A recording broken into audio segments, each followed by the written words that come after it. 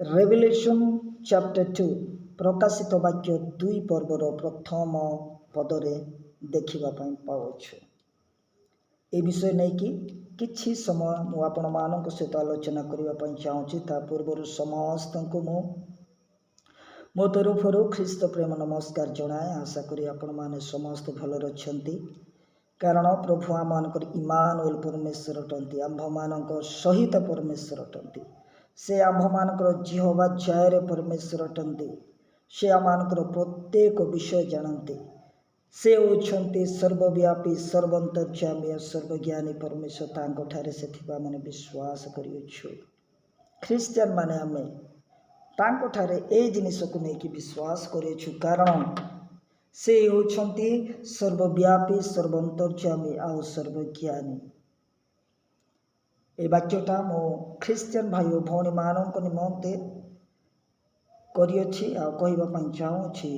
से ख्रीस्तन को जो ख्रीस्तन को लोक माने चिन्हिले नहीं जानिले नहीं, जहाँ को बोध कराला आर बोध टाइम पीरियड अच्छी हिस्टोरिकल एविडेंस रही 30 रु 33 एडी ख्रीष्टाब्द मध्य जीशु ख्रीस्तन को बोध कराला during the time period of the Roman government.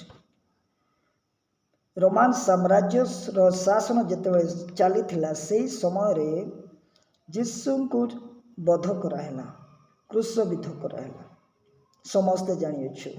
तो जो जीशु को क्रूसविद्ध कराला से जीशु को आमाने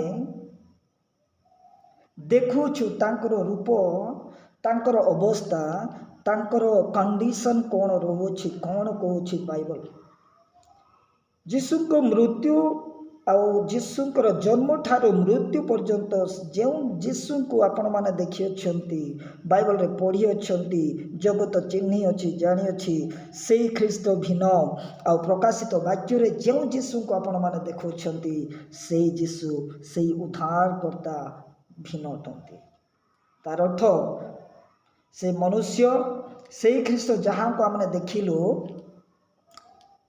मृत्यु पूर्वर से भिन्न प्रकाशित वाक्यर ख्रीस्त भिन्न मो कहबार अर्थ होची कौन भाई माने, जहाँ को आमने अति निरीह अति दुर्बल परी मेष शावक निजको संपूर्ण भाव रे क्रूसविद्ध होगापाई समर्पण करने आसीथिले, चापुड़ा मारिले, तांको हत्या कले, किछि कहले नहीं।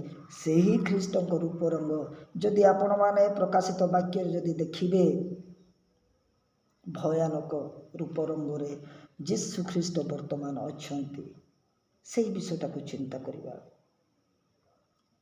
तो जो जीशु को हत्या करागला से जीशु पुनर्जीवित हो अच्छंती, मृत्युर नाहुड़ को भांगी कि पुनर्बार से जीवन प्राप्त हो स्वर्ग को आरोहण करी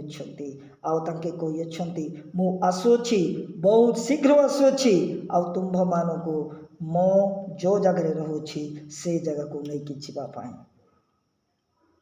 प्रिय भाई माने गोटे जिनिस आमने चिंता करने को पड़ो ये कौन, जो जीशु को सहित शिष्य जहन रोथिले आ जीशुकर मृत्यु पर चेला माने एपटे सेपटे ही आउ ये जीशु को शिष्य जहन को आइलैंड फाटमोस रे या को कौन कराला बंदी करा जाय और सेठी ये फाटमोस रे ए डिसाइपल ऑफ जीसस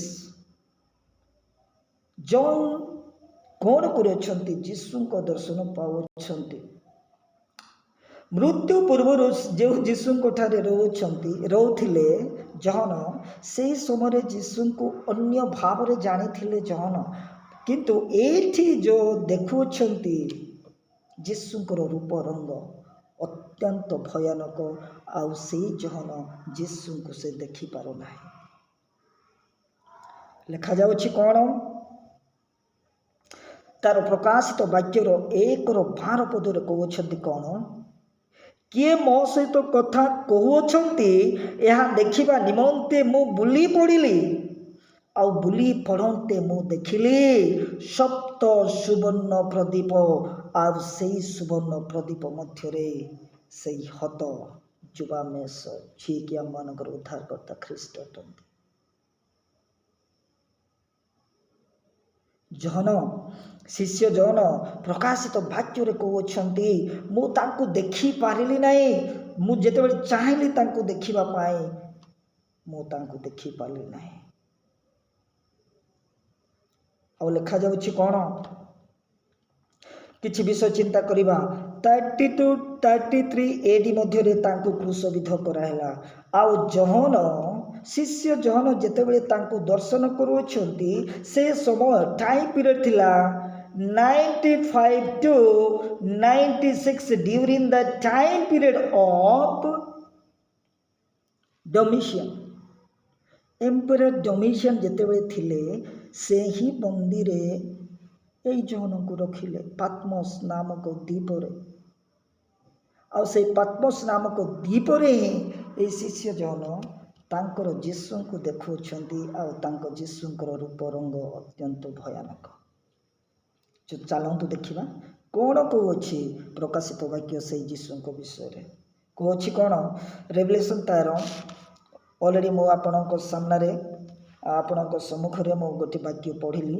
କୁହାଯାଉଛି ଏଠି କ'ଣ? 13 ପଦରେ କ'ଣ କୁହାଯାଉଛି? ତାର ରେଭେଲେସନ୍ ତାର 1-13 ପଦରେ, ପୁଣି ସେହି ପ୍ରଦୀପ ଗୁଡ଼ିକର ମଧ୍ୟସ୍ଥଳରେ ମନୁଷ୍ୟ ପୁତ୍ରଙ୍କ ସଦୃଶ ଜଣେ ବ୍ୟକ୍ତି, ସେ ପାଦ ପର୍ଯ୍ୟନ୍ତ ବସ୍ତ୍ରରେ ଆଚ୍ଛାଦିତ ଓ ବକ୍ଷସ୍ଥଳରେ ସୁବର୍ଣ୍ଣ ପଟୁକା ଦ୍ୱାରା ବେଷ୍ଟିତ। ସେହି ଯୀଶୁ, ଯେଉଁ ଯୀଶୁଙ୍କୁ ଆପଣମାନେ ଅତି ନିରୀହ ଭାବରେ ଦେଖିଥିଲେ, ମୃତ୍ୟୁ ପୂର୍ବରୁ ଅତି ନିରୀହ ଭାବରେ ଦେଖୁଥିଲେ। ଅନ୍ୟମାନେ ଯାହାକୁ ତାଙ୍କୁ ବଳି ଦେବା ପାଇଁ ନେଇଯାଉଥିଲେ